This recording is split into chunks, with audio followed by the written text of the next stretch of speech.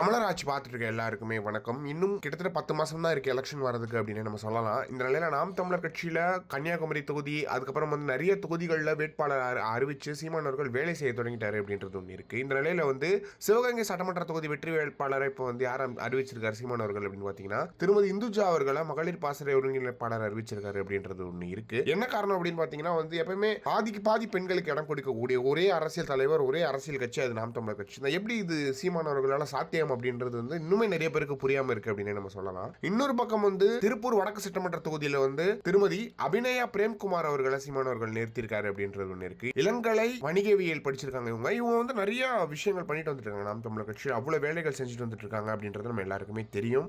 சமீபத்தில் நிறைய வீடியோக்கள் உங்களுக்கு ட்ரெண்ட் ஆச்சு அப்படின்றது ஒண்ணு இருக்கு. அது மட்டும் இல்லாம ரொம்ப நல்ல அரசியல்வாதி, எல்லா கூட்டங்களையும் உங்களை நம்ம பார்க்க முடியும் அப்படின்றது ஒண்ணு இருக்கு. அப்படி வேலை செய்யறவங்க வந்து வாய்ப்பு கொடுக்கறது ரொம்ப சூப்பரா இருக்கு. அதே மாதிரி தான் முன்னாடி சொன்னவங்களும் அவங்களுக்கும் வந்து சீமான் அவர்கள் நீங்க எங்க போனாலும் அவங்களும் இருப்பாங்க அப்படின்றது ஒண்ணு இருக்கு. எனவே 2 தரமான வேட்பாளர்களை சீமான் அவர்கள் அறிவிச்சிட்டாரு அப்படின்றது ஒண்ணு இருக்கு. பூஜா அவர்களுக்கும் சரி, அபிநயா அவர்களுக்கும் சரி வாழ்த்துக்களை தெரிவிச்சுக்கிறோம். இந்த வாட்டி வெற்றி நம்ம தான் இருக்கும். ஏன்னா சிவகங்கை அப்படின்னு வரும்போது வந்து நம்ம தான் நாம் தமிழர் கட்சி தான் சிவகங்கையில பயங்கர வெயிட் அப்படின்றது ஒண்ணு இருக்கு. அந்த அளவுக்கு ஏன்னா சீமான் அவர்கள் சொந்த ஊர் தாண்டி அந்த ஊர்ல சீமான் அவர்களுக்கு மிகப்பெரிய வரவேற்பு இருக்கு சிவகங்கையில. அதே மாதிரி திருப்பூர்லயுமே வந்து நல்ல வரவேற்பு இருக்கு. ஏன்னா வந்து அவ்வளவு வேலைகள் செஞ்சு வச்சிருக்காங்க நாம் தமிழர் கட்சியினர் அப்படின்றது ஒண்ணு இருக்கு. இந்த வாட்டி எலெக்ஷன்ல மிகப்பெரிய வெற்றி அடைவாங்க அப்படின்றதுல எந்த ஒரு மாற்றமே கிடையாது. வாழ்த்துக்களையும் தெரிவிச்சுக்கிறோம்.